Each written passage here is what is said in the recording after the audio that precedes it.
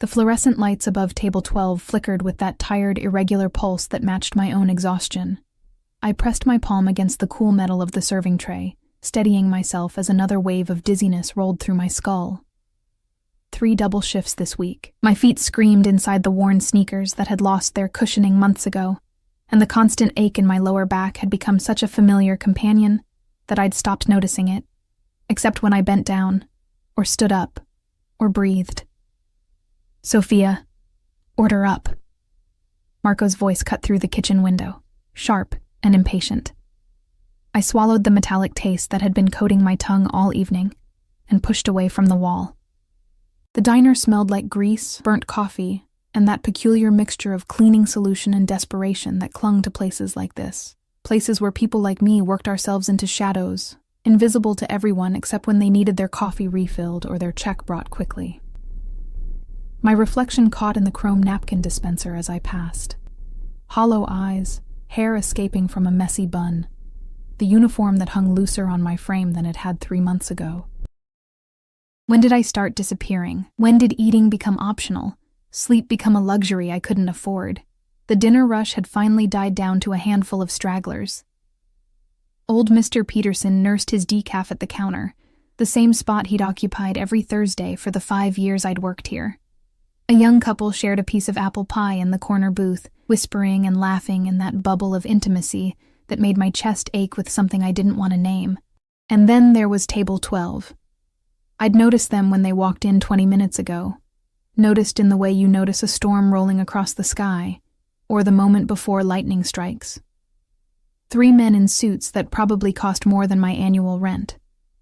But it was the one in the middle who made the air change. He moved like darkness given form, fluid, purposeful, dangerous. Even sitting, he commanded the space around him with an authority that needed no announcement. Dark hair, perfectly styled, a jawline that could cut glass, and eyes that seemed to catalog everything and everyone in the room within seconds.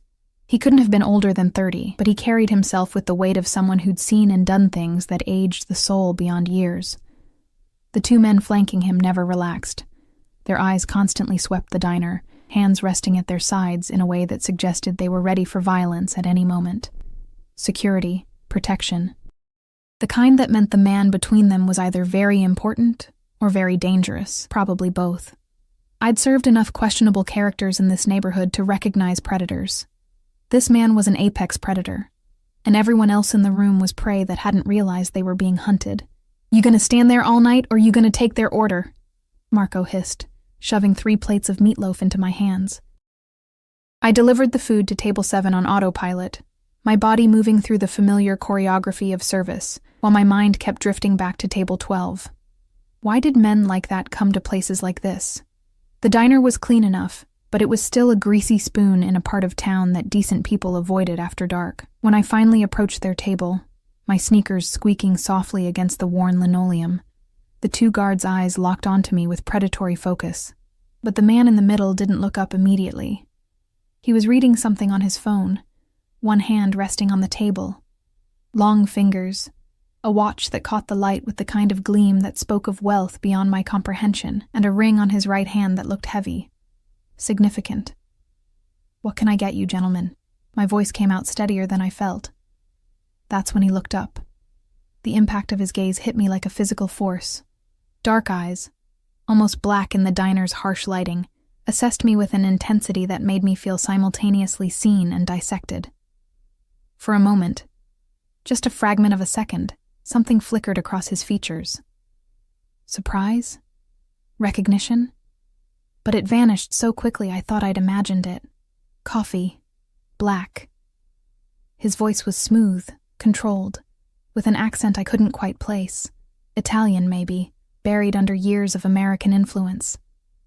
"Same," the guard on his left said. "Water for me," the one on the right added, never taking his eyes off the front door. I scribbled the order on my pad, a nervous habit since 3 coffees and a water weren't exactly complicated. "Anything to eat?" "No." The dismissal in that single word was absolute. I should have walked away, should have turned on my aching feet and gotten their drinks and forgotten about table 12 entirely, but something made me linger, just for a heartbeat longer, and that's when I saw it. The man on the right shifted in his seat, and his jacket fell open. Nestled in a shoulder holster, unmistakable even in the dim light, was a gun. My breath caught. My eyes must have widened, because the man in the middle noticed. His gaze sharpened, following my line of sight, and something dangerous flashed across his features. "Is there a problem?" His voice dropped lower, quieter, which somehow made it more threatening. "No, sir, no problem." I backed up a step, my heart hammering against my ribs. "I'll get your drinks right away." I turned too quickly. My vision swam, the edges going dark and sparkly. I'd stood up too fast, moved too suddenly after hours of pushing my exhausted body beyond its limits. The room tilted. 3 steps. I made it 3 steps away from table 12 before my knees gave out. The floor rushed up to meet me, but it never came. Strong hands caught me, one arm sliding around my waist, another cradling my head before it could crack against the linoleum. The world spun in nauseating circles, sounds becoming muffled and distant. "Call Dr. Moretti, now." That voice again, sharp with command, close to my ear. I tried to open my eyes, to push away, to apologize for making a scene, but my body had finally reached its breaking point. Darkness pulled at me, sweet and insistent. The last thing I registered was a scent. Expensive cologne, something with notes of cedar and smoke, and underneath it, the clean smell of pressed cotton, warmth, strength. The sensation of being lifted, of being held against a chest that felt solid and real in a way that made my exhausted mind want to surrender completely, and then nothing. Consciousness returned in fragments. Soft sheets beneath me, far softer than the scratchy blanket on my apartment futon. The steady beep of a machine, the antiseptic smell of a hospital, but not the chaotic sounds of an ER. Wherever I was, it was quiet, private. I forced my eyes open, blinking against the soft light from a bedside lamp. The room was small but immaculate.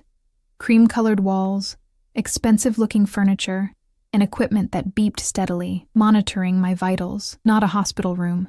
At least, not a normal one. My hand felt heavy, warm.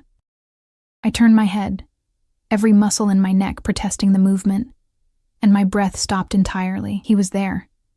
The man from table 12, sitting in a chair pulled close to the bed, still wearing that immaculate suit, and his hand.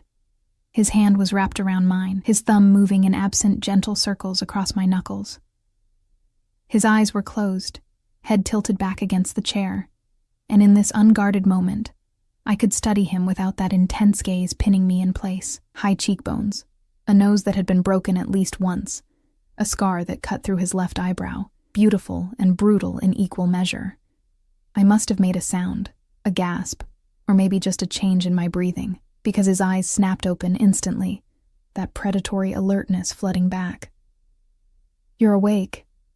He didn't move his hand from mine. If anything, his grip tightened slightly, possessive. "Don't try to sit up yet." "Where?" My voice cracked, throat dry as sand. "Where am I?" "Private medical facility. You collapsed." His thumb continued that maddening circle on my skin. "When was the last time you ate something?" The question caught me off guard. Yesterday? Maybe the day before. When did you last sleep? More than 3 hours? I couldn't remember. Time had become this blur of shifts and bills and trying to keep my head above water while the world kept pushing me under. "Who are you?" I finally asked the question that mattered. "Why am I here? Why are you?" I looked pointedly at our joined hands. He followed my gaze but didn't release me. Instead, something shifted in his expression. Something that might have been amusement, or might have been something darker. "My name is Dante Moretti." He said it like I should recognize it, like those 2 words should mean something, "and you're here because you saved my life." I stared at him, certain I'd heard wrong. What? The man sitting to my right, the one whose weapon you noticed, Dante's jaw tightened almost imperceptibly. He wasn't my security, he was an assassin, planted in my detail 3 days ago. When you looked at his gun, when your eyes widened, I saw it. I realized something was wrong. The room felt too small suddenly, the air too thin. I don't understand. You don't need to understand. His voice carried that same absolute authority I'd heard in the diner. You saw something you weren't supposed to see, and your reaction saved my life. That makes you important. That makes you mine to protect. The possessive weight of that last word hung in the air between us like smoke. I need to go home, I whispered, trying to pull my hand from his. I have a shift tomorrow, and I can't afford. You don't work there anymore. Dante's grip remained firm but not painful. I've taken care of it, and your rent. And the medical bills I'm sure you've been avoiding. Horror flooded through me, hot and sharp. You can't just... I can do whatever I want, Sophia. The way he said my name, like he'd already memorized every syllable, like it belonged to him now, sent a shiver down my spine. And right now, I want you safe. That scene at the diner, the assassin, people saw. Word spreads in my world. Anyone who thinks you might be valuable to me, anyone who thinks you might know something, will come looking for you. Your world? I finally yanked my hand free, ignoring how the loss of his warmth made something in my chest protest. What world? Who are you?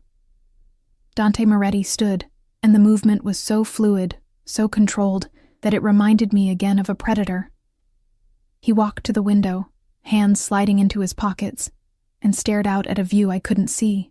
I'm the man who's going to keep you alive, Sophia, whether you like it or not. The machine beside my bed beeped faster, monitoring my racing heart. In the reflection of the dark window, I could see his face, cold, beautiful, utterly unreadable. And I realized with growing dread that I hadn't fainted and woken up in a hospital. I'd fainted and woken up in a cage. The next morning arrived with pale sunlight filtering through curtains I didn't recognize, in a room that smelled of lavender and money. I'd spent the night in what Dante called the recovery suite, which was actually larger than my entire apartment, and decorated with the kind of understated elegance that screamed wealth louder than any amount of gold could. A woman in her 50s, with kind eyes and a no-nonsense demeanor, had brought me breakfast on a tray that probably cost more than my weekly paycheck.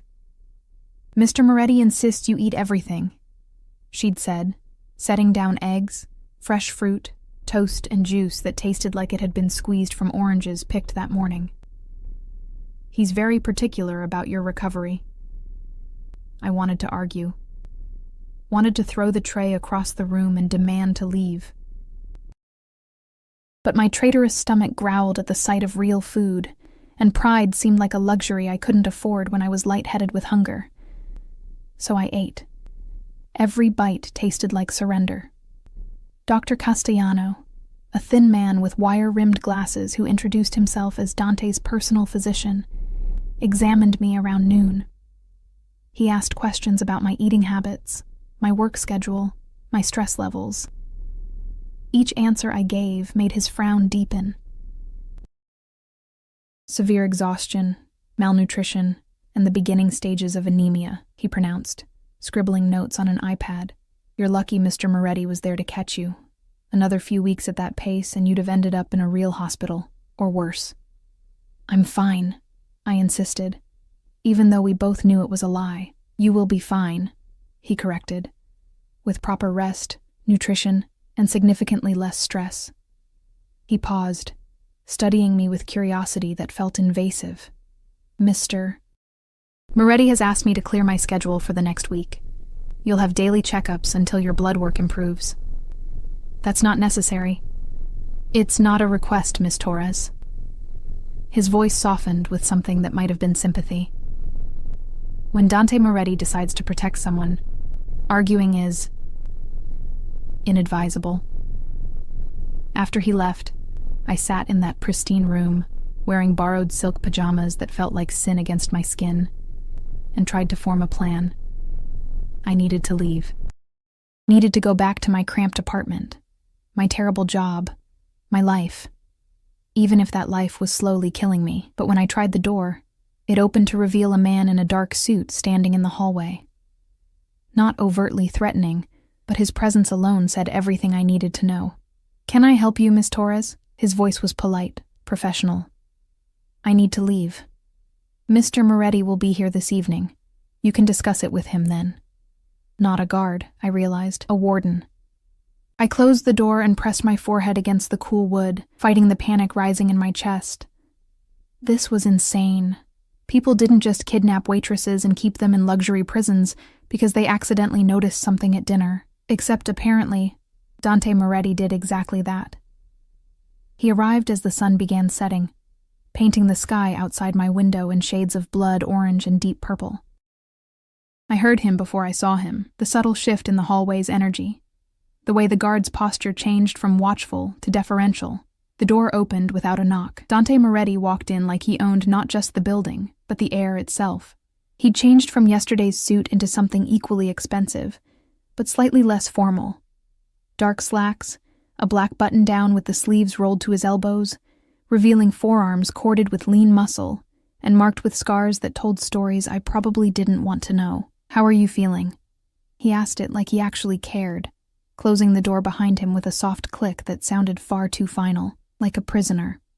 I stayed by the window, keeping distance between us. "You can't keep me here." "I can, and I will." He moved to the small sitting area, settling into an armchair with that same fluid grace. "Until I'm certain you're safe." "Safe from what?" "I don't know anything. I saw a gun. So what? Lots of people carry guns." "Not in my presence. Not unless I've authorized it." His eyes tracked every micro-expression on my face. "The man you saw, the assassin. He was sent by the Calabrese family. They've been trying to eliminate me for 6 months. Your reaction exposed him before he could act. The names meant nothing to me, but the weight behind them was unmistakable. Then thank you for the expensive hospital stay. But I'd like to go home now." "No." The single word landed like a gavel. No explanation, no apology. Just absolute refusal. "You can't just decide. I already have." Dante leaned forward, elbows on his knees, and the movement brought him into the dying sunlight. It caught the sharp planes of his face, making him look carved from marble and shadow. "The Calabrese family doesn't know who you are yet, but they will. They'll find out a waitress noticed something wrong. They'll wonder what else you saw, what you might tell the police, whether you're valuable to me. But I'm not valuable to you. I'm nobody." Something flashed in his eyes, something that made my pulse skip. "That's where you're wrong, Sophia." The way he said my name again, rolling the syllables like a promise or a threat, made heat crawl up my neck. "I don't understand any of this." I wrapped my arms around myself, suddenly cold despite the room's perfect temperature. "I just wanted to work my shift and go home. I didn't ask for any of this. No one asks for their life to change." He stood, and I forced myself not to back away as he crossed the room to me. He moved like smoke, like danger, like something inevitable. "But it changes anyway, and now your life is connected to mine whether you want it to be or not." He stopped just close enough that I could smell that cedar and smoke scent again, could feel the heat radiating from his body. Close enough to be threatening, but not quite touching. My heart hammered so loud I was certain he could hear it. "What do you want from me?" The question came out barely above a whisper. Dante's hand lifted, and I flinched involuntarily. But he didn't touch me, just reached past me to adjust the curtain, blocking the last rays of sunset and plunging us into the room's softer lamplight. "I want you safe. I want you healthy. I want you to stop working yourself to death in that diner." His voice dropped lower, intimate. "And I want you to trust that I won't let anything happen to you." "Trust you? I don't even know you." "You will." It wasn't a prediction. It was a certainty. "You're going to stay here, in my home, under my protection, until the threat is neutralized." "Your home?" I looked around the luxurious suite with new understanding. "This is your house?" "One of them." He stepped back, giving me space to breathe again. "You'll have everything you need. Clothes, food, entertainment. Dr. Castellano will continue monitoring your health. Maria, the woman who brought your breakfast, will help you with anything you require. Except my freedom."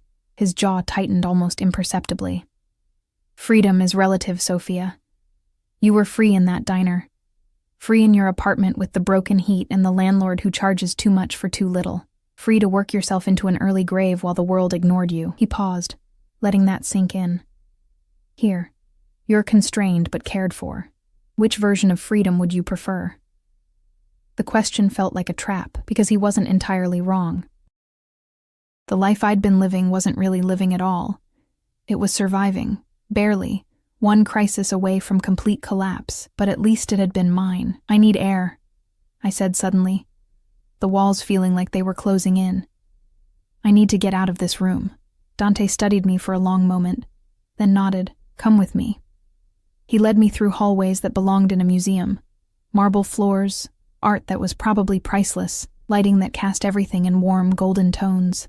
We passed other guards, men who nodded respectfully at Dante, and looked through me like I was a ghost. We emerged onto a terrace that overlooked a manicured garden, the city skyline glittering in the distance.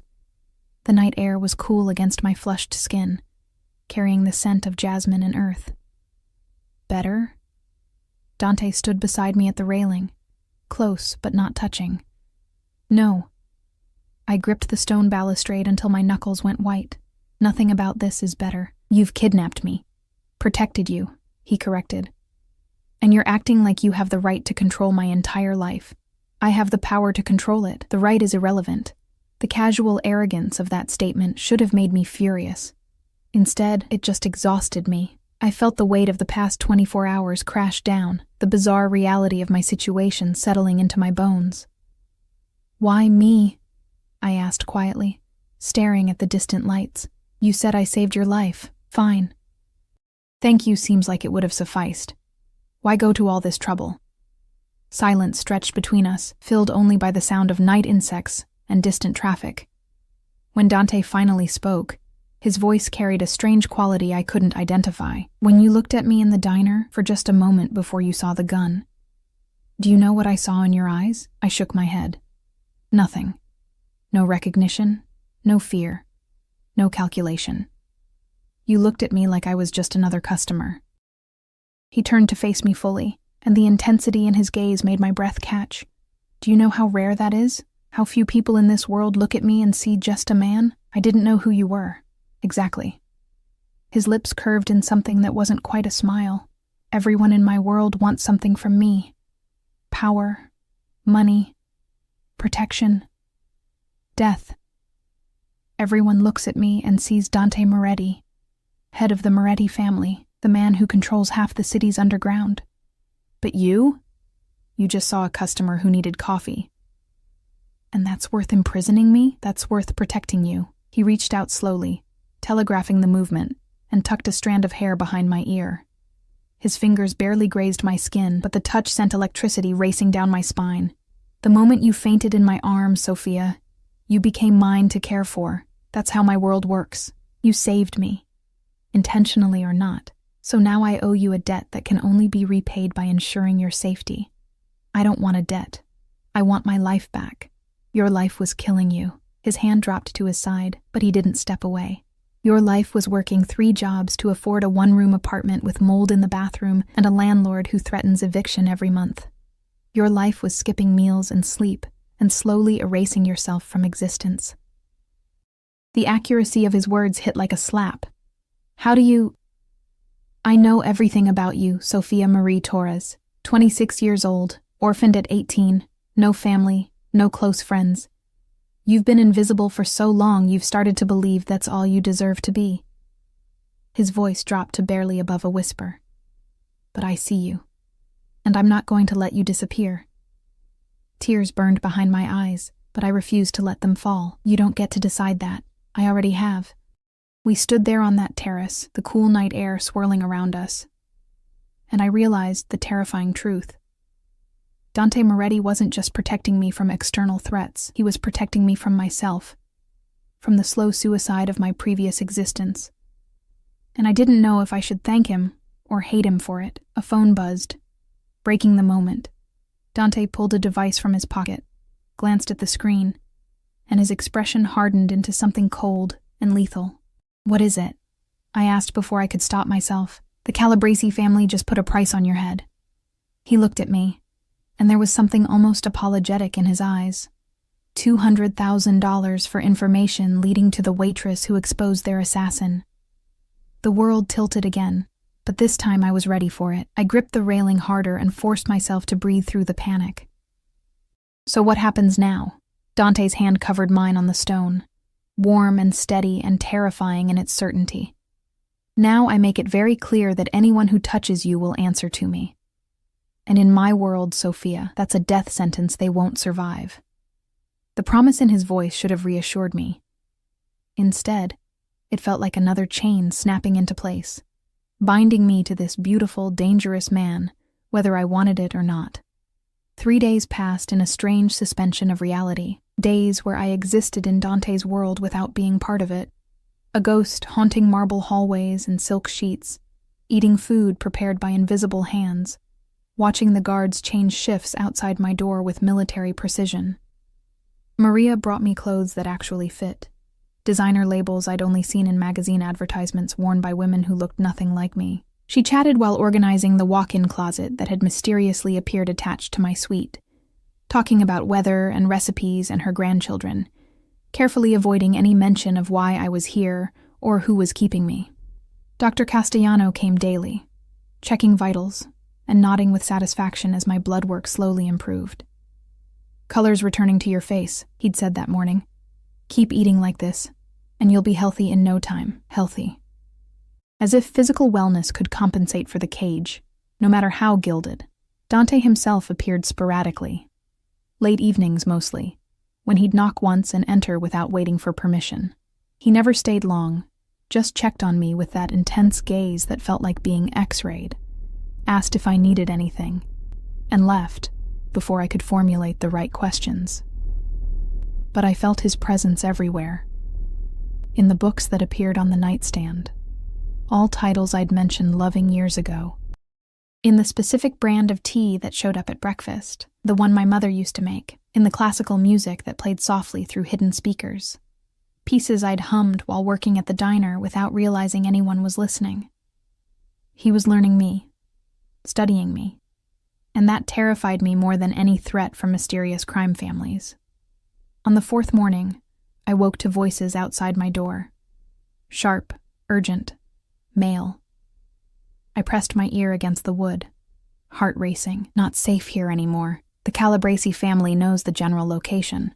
They're circling closer. That was Marco, one of Dante's senior guards. We need to move her to the compound upstate. No. Dante's voice, cold and absolute. I'm not hiding her away like she's guilty of something. She stays where I can see her. Boss, with all respect. I said no, Marco. Double the perimeter security. I want men on every entrance, cameras monitoring every angle, and background checks on anyone who comes within a mile of this property. A pause. And bring in Luca. It's time we send a message to the Calabresi family about what happens when they threaten what's mine. What's mine? I stepped back from the door, wrapping my arms around myself. The possessiveness in those words should have made me angry. Instead, it made something low in my stomach tighten with an emotion I didn't want to examine. An hour later, Maria knocked and entered with her usual bright smile. "Mr. Moretti would like you to join him for lunch. Nothing formal, just the two of you in the garden." "I can refuse, right?" Her smile faltered slightly. "You can. But he's been concerned. He'd appreciate seeing you eat a proper meal." Concerned. As if he hadn't orchestrated my entire imprisonment. But curiosity won over defiance.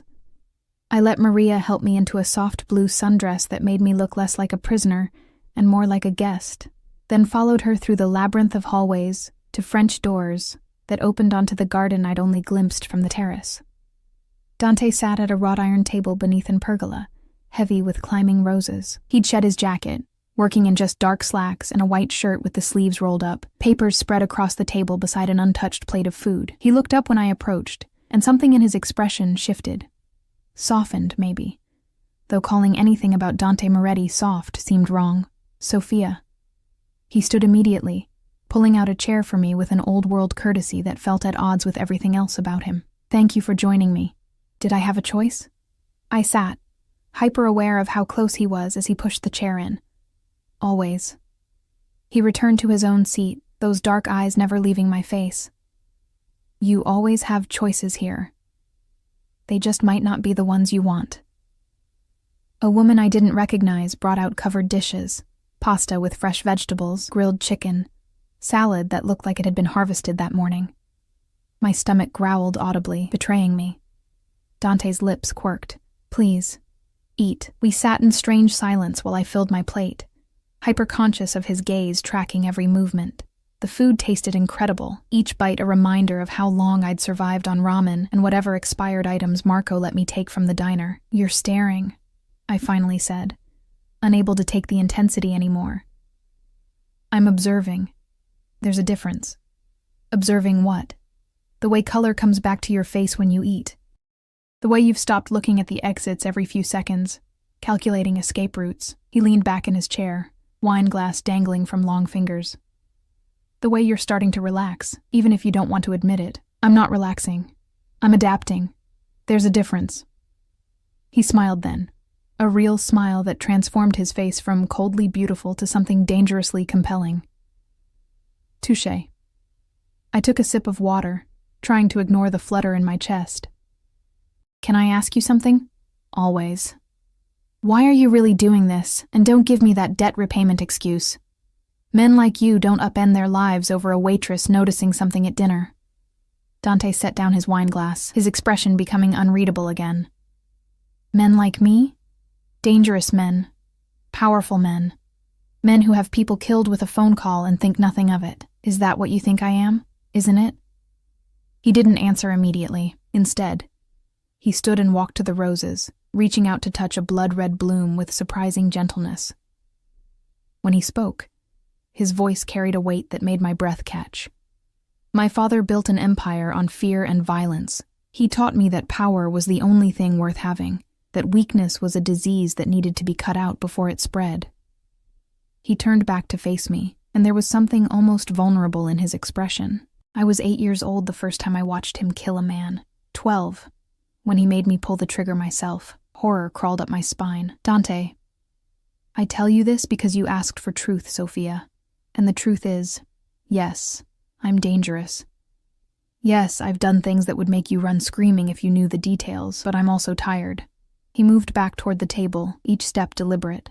I'm tired of a world where everyone wants something from me, where every interaction is a negotiation or a threat, where the only thing I can trust is power. He stopped in front of my chair, looking down at me with an intensity that stole my breath, and then you collapsed in my arms. This woman who'd worked herself nearly to death just to survive, who looked at me like I was just another person, who saved my life without even knowing it. His hand lifted, fingers ghosting along my jawline without quite touching. You're real, Sophia.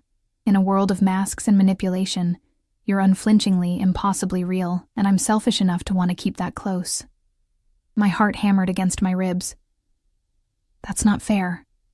No, he agreed, his thumb finally making contact with my skin, tracing the curve of my cheek. It's not. But nothing about my world is fair. And right now, keeping you safe, keeping you here, is the only thing that makes sense. I should have pulled away. Should have told him that pretty words didn't excuse imprisonment, that vulnerability didn't justify control. But his touch was so gentle, so at odds with everything I knew about him, that I found myself frozen. What if I asked you to let me go? I whispered. I'd say no. His honesty was brutal, but I'd also ask you where you'd go, Sophia. Back to the diner that doesn't exist anymore? The apartment you couldn't afford? The life that was slowly erasing you? At least it was my life. Was it? Or were you just existing, waiting for something to change because you were too exhausted to change it yourself? The accusation hit too close to home. I stood abruptly, needing distance, needing air. Dante let me go, watching as I paced toward the garden's edge. You act like you saved me, I said, staring at the high walls that surrounded this beautiful prison. But maybe I didn't need saving. Maybe I just needed time, or a break, or you needed someone to see you. His voice came from right behind me, close enough that I could feel his warmth. You needed someone to care whether you disappeared. And I do, Sophia, more than I should. More than is probably safe for either of us. I turned to face him, and the look in his eyes made my knees weak. There was hunger there, yes, but also something that looked almost like longing. This is insane, I breathed. Probably.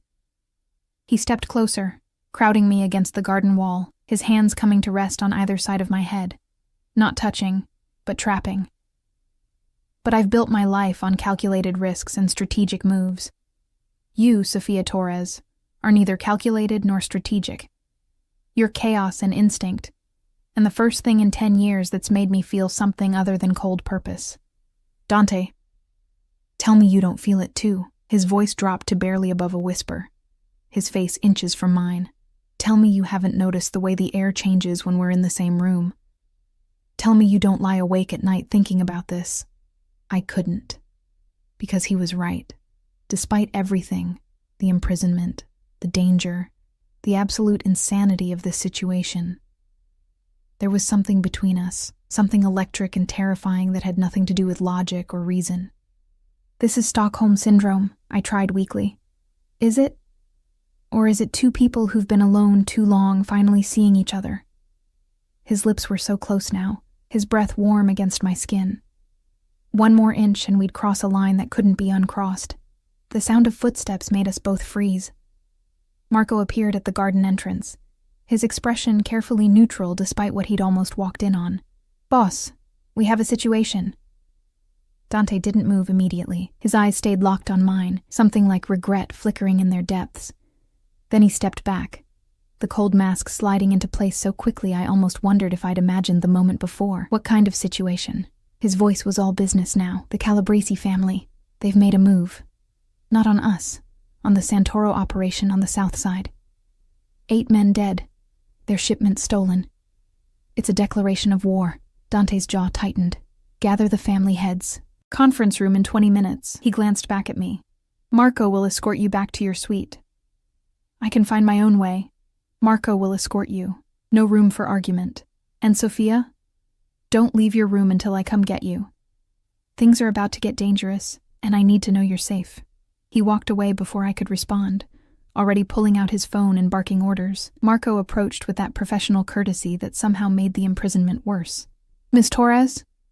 I followed him back through the house, my mind spinning. War.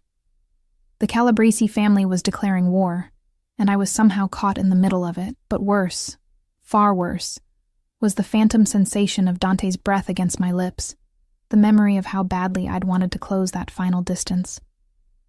Maria was waiting in my suite with tea and sympathy in her eyes. Try not to worry, she said softly.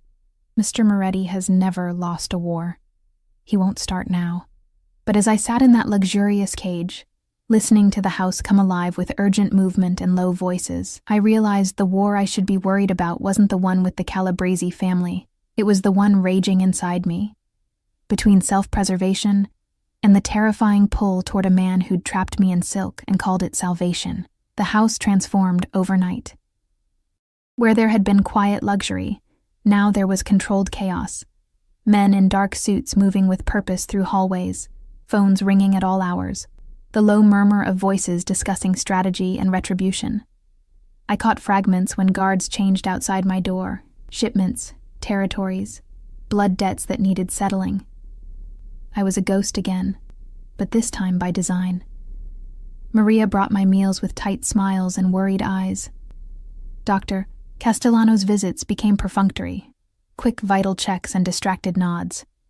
Even the guards seemed more focused on threats beyond the walls than the woman trapped within them. Dante disappeared entirely. 2 days passed without seeing him. 2 days where I paced my gilded cage and tried not to think about that moment in the garden, the way his breath had felt against my skin, the hunger in his eyes that had matched something dark and urgent in my own chest. On the 3rd night, I woke to voices, not outside my door, but somewhere deeper in the house. Shouting. The sharp crack of something breaking. My heart hammered as I slipped from bed, pressing my ear against the door. Nothing. I shouldn't have opened it, shouldn't have stepped into the darkened hallway wearing nothing but silk pajamas and curiosity. But the guard who was usually posted had vanished, and the pull toward those distant voices was stronger than self-preservation. The house felt different at night, shadows stretching longer, the artwork on the walls seeming to watch my passage. I followed the sound to a wing I'd never explored, down a staircase that led to heavy wooden doors.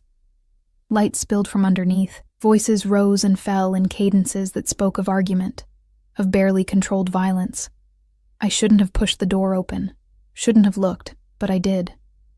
The room was some kind of office, dark wood paneling, expensive furniture, and walls lined with screens showing security feeds. A dozen men stood in various positions, all focused on the head of the table where Dante sat, still wearing the suit from however many hours ago, sleeves rolled up and tie discarded. He looked exhausted, dangerous, beautiful in the way natural disasters were beautiful, terrible and compelling and utterly devastating. "Don't care what it costs," he was saying, voice like gravel and smoke. "The Calabrese family drew first blood. We respond with overwhelming force. I want every operation they have in this city shut down by the end of the week, their suppliers cut off, their distribution networks destroyed, their protection money stopped." "Boss," one of the men interrupted carefully, "that's going to mean civilian casualties. Innocent people caught in the crossfire." Dante's expression didn't change. "Then make sure our people are careful. But I will not show weakness because they've decided to escalate. The Santoro family was under our protection, and 8 of their men are dead because the Calabrese thought they could move against us without consequences." "What about the girl?" Another voice, one I didn't recognize. "The waitress. Word on the street is that the Calabrese family thinks she's your weakness. That you've gone soft over some nobody who—" The sound of Dante's fist hitting the table was like a gunshot. Every man in the room froze. "Her name," Dante said with lethal quiet, "is Sophia. And anyone who refers to her as anything less than a person under my personal protection will find themselves answering to me directly. Is that understood?" Murmured agreements rippled through the room. "The Calabrese family thinks she's leverage against me. Let them think it. Let them focus their attention on finding her while we dismantle everything they've built." He stood, and even exhausted, even wearing violence like a second skin, his authority was absolute. "But Marco, I want triple security on the house. No one gets within 2 blocks without our people knowing about it. She doesn't leave her suite, she doesn't go near windows, and if anyone manages to get close to her, heads will roll. Literally." That's when he saw me. His gaze snapped to the door I'd foolishly opened, and every other man in the room turned to follow. The weight of their collective attention was suffocating. Curiosity, assessment, speculation about the woman who'd somehow captured Dante Moretti's obsessive protection. "Out," Dante ordered, eyes never leaving mine. "All of you. Now." The room emptied with impressive speed. Marco was the last to leave, shooting me a look that might have been warning or sympathy before closing the door behind him. Silence stretched between us, heavy and charged. "You should be in your room." Dante's voice was carefully controlled, but I could hear the edge underneath, anger or fear or something more complicated. I heard shouting. I thought, "You thought what, Sophia? That you could help? That wandering around my house in the middle of the night while there's a war happening was somehow a good idea?" He moved around the desk, each step deliberate. "Do you have any concept of how many people would pay a fortune to get their hands on you right now? I'm not helpless. No, you're reckless. There's a difference." He stopped a few feet away, close enough that I could see the exhaustion etched into his features, the shadow of stubble darkening his jaw. What if it hadn't been my men in that hallway? What if the Calabrese family had managed to breach security? What if— But they didn't. I lifted my chin, refusing to be cowed. And maybe I'm tired of being locked away like some damsel who needs constant saving. Maybe I'm tired of being treated like property instead of a person. Something flashed in his eyes, something dark and possessive that made my breath catch. "Is that what you think you are to me, property? What else would you call it? You control where I go, what I do, who I see. You make decisions about my life without consulting me. You stand in rooms with dangerous men and talk about protecting me like I'm an asset to be defended instead of a human being with agency." I didn't see him move. One moment he was feet away, the next his hands cupped my face, tilting my head back, his body crowding mine against the closed door. "You want to know what you are to me?" His voice was rough, strained. "You're the first breath after drowning. You're every moment of peace I've had in 10 years. You're the reason I can't sleep because I'm too busy making sure you're safe. You're the only thing in this world that's mine, not because I took it or inherited it or killed for it, but because fate put you in my arms when you fell. His thumb traced my lower lip, and I trembled despite myself. You're not property, Sophia. You're the one thing I can't afford to lose. And that terrifies me more than any war, any enemy, any threat this world can throw at me. Dante, I didn't know what I was asking for. Space? Understanding? Or maybe for him to close that final distance and end this torturous tension between us. I know I'm selfish. His forehead dropped to rest against mine, eyes closing. I know keeping you here, keeping you close, is as much for me as it is for your safety. But I've spent my entire life being what other people needed me to be. Ruthless, cold, untouchable. With you, I get to be something else. Something almost human. You are human. My hands had somehow found their way to his chest, feeling the rapid beat of his heart beneath expensive fabric. Flawed and complicated and occasionally infuriating, but human. He laughed, a rough sound without humor. Careful, Sophia. You're starting to sound like you care. Maybe I do. The admission slipped out before I could stop it. Maybe that's what makes this so impossible. I should hate you for trapping me here, for making decisions about my life, for all of it. But instead, I couldn't finish. Couldn't say the words that would make this real. His eyes opened, so close that I could see flecks of gold in their dark depths. Instead, you what? Instead, I understand why you did it. The confession felt like surrender. My life before this, it wasn't living. It was just existing. Waiting for something to change while being too exhausted to change it myself. You were right about that. That doesn't make what I did okay. No, I agreed. But it doesn't make you the monster you think you are either. Something shifted in his expression. Vulnerability, hope, hunger, all tangled together. His thumb continued its maddening trace across my lip, and I found myself leaning into the touch, despite every rational thought screaming that this was madness.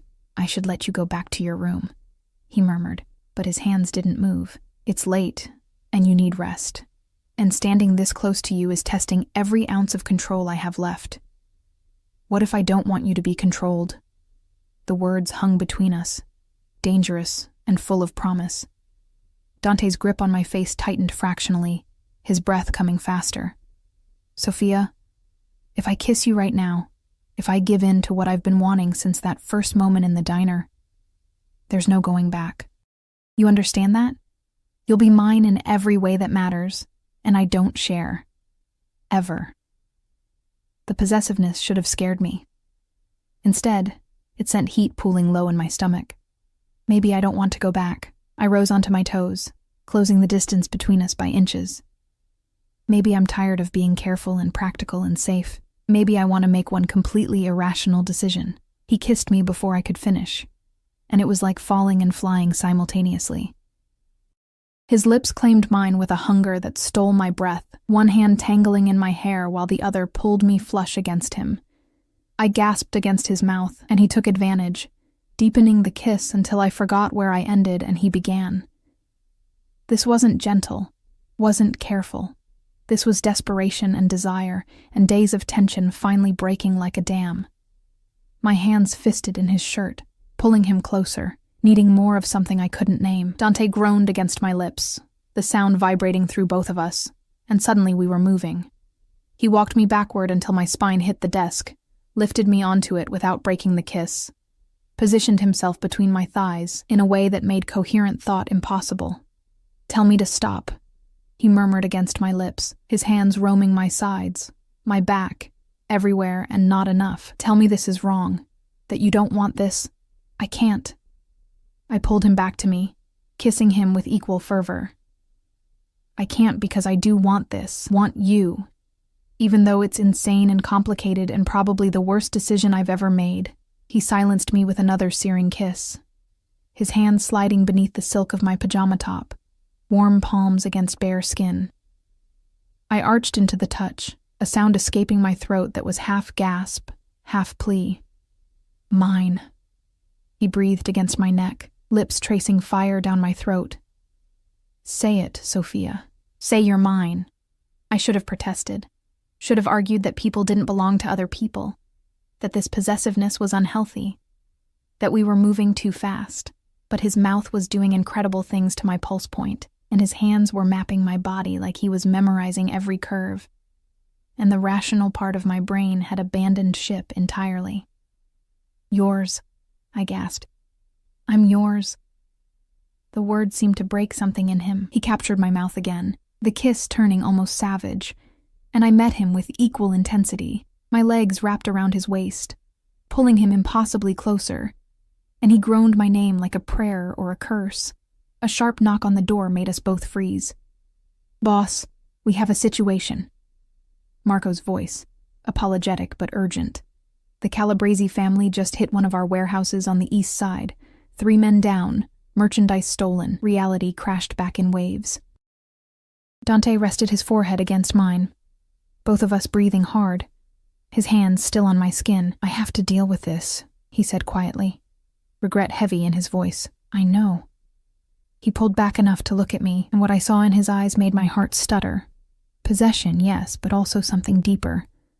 Something that looked almost like love. Go back to your room. Lock the door. Don't open it for anyone but Maria or me. He helped me down from the desk, straightening my disheveled pajamas with gentle hands. This isn't over, Sophia. Not even close. Promise? A fierce smile crossed his features. I never break my promises. Especially not to you. He kissed me one more time, softer, sweeter, full of unspoken promises, then stepped away and opened the door. Marco stood outside, carefully not looking at either of us. Take her back to her suite. Personal escort. And Marco? Dante's voice hardened. If anything happens to her while I'm gone, you don't come back. Understood, boss. I followed Marco through silent hallways, my lips still tingling, my body still humming with unfulfilled desire. At my door, he paused. He's not a good man, Miss Torres, but he's trying to be better. For you. Marco's expression was unreadable. That counts for something in our world. There. Before I could respond, he was gone, leaving me alone with the taste of Dante still on my lips and the terrifying realization that I'd just crossed a line I could never uncross. I was falling for a man who killed people with phone calls, who controlled an empire built on violence and fear. And the most terrifying part, I didn't want to stop falling. The war intensified over the next week like a storm that had been brewing on the horizon finally making landfall. I heard it in fragments, whispered conversations between guards, Maria's increasingly worried glances. The way Dante's visits became shorter, more distracted, shadows deepening under his eyes. He came to me every night, though, no matter how late, no matter how exhausted. Sometimes we just sat in silence, my head on his shoulder while he traced idle patterns on my arm. Sometimes we talked about everything except the violence happening beyond these walls. And sometimes, most nights, we kissed with a desperate hunger that left us both breathless and wanting more than we allowed ourselves to take. Soon, he'd promise against my lips, when this is over, when you're truly safe, I'll give you everything, but not while there's still danger, not while I can't protect you properly. I understood, even as frustration built beneath my skin. He was compartmentalizing, keeping me separate from the darkness of his world, trying to preserve something pure in the midst of chaos. But purity was an illusion. I was already stained by association, already complicit in this life whether I wanted to be or not. On the 8th day, everything changed. I woke to silence, the wrong kind of silence. The house felt empty in a way that set my nerves on edge. No footsteps in the hallway, no low murmur of voices, no sense of the controlled activity that had become familiar. Maria didn't come with breakfast. Dr. Castellano didn't appear for my checkup. Even the guard outside my door was gone. Something was very, very wrong. I dressed quickly in jeans and a sweater, practical clothes for whatever was coming, and tried the door. Unlocked. The hallway stretched empty in both directions, morning sunlight streaming through windows that suddenly felt too exposed. Hello? My voice echoed unanswered. I moved through the house cautiously, every instinct screaming danger. The main floor was deserted, dishes still on the dining table from breakfast that had been interrupted. A phone lay abandoned on the marble floor. Screen cracked. Then I heard it. A sound from the garden. Voices. One I recognized. I ran. The garden doors stood open, and the scene that greeted me stopped my heart. Dante knelt in the grass, hands bound behind his back, blood running from a cut above his eye. 3 men in dark suits surrounded him, guns drawn. And standing over him with a smile that made my blood run cold was a man I'd never seen before, older, silver-haired, with eyes like chips of ice. Ah, there she is. The silver-haired man's smile widened. The infamous Sofia Torres, the waitress who brought down an empire. "Run," Dante said through gritted teeth, not looking at me. "Sofia, run!" One of the guards hit him in the ribs, and I gasped as Dante doubled over. "Don't." The word came out stronger than I felt. "Don't touch him." Or what? The older man laughed. "You'll save him again? I'm Antonio Calabrese, my dear, and you've caused me considerable trouble." The name hit like ice water. The enemy, the man who'd declared war, who'd put a price on my head, who'd been hunting me for weeks. "I didn't mean to cause trouble," I said carefully, moving slowly into the garden. "I was just working. I didn't know. Didn't know you'd expose our assassin. Didn't know you'd save the life of our greatest enemy." Antonio circled Dante like a predator. "Or perhaps you didn't know that Dante Moretti would become so obsessed with protecting you that he'd make mistakes, that he'd pull men from critical positions to guard a worthless waitress, that he'd expose weaknesses we've spent years trying to find." "She has nothing to do with this," Dante growled. "Your fight is with me, Antonio. Let her go." "Let her go." Antonio laughed again, the sound devoid of humor. "She's the only reason you're still alive, Dante. I could put a bullet in your head right now, but where's the fun in that? No, I think I'll take something from you first. Make you watch as I destroy the one thing you actually care about." He pulled a gun from his jacket, pointing it casually at me. Everything slowed down. I saw Dante struggle against his bonds, saw murder in his eyes as he lunged forward despite the guns trained on him. Saw Antonio's finger tighten on the trigger, and I realized with perfect clarity that I wasn't ready to die. Not now. Not when I'd finally found something. Someone worth living for. "Wait!" The word exploded from me. "Wait. Please. I'll go with you. I'll be your leverage, your prisoner. Whatever you want. Just don't kill him. Please."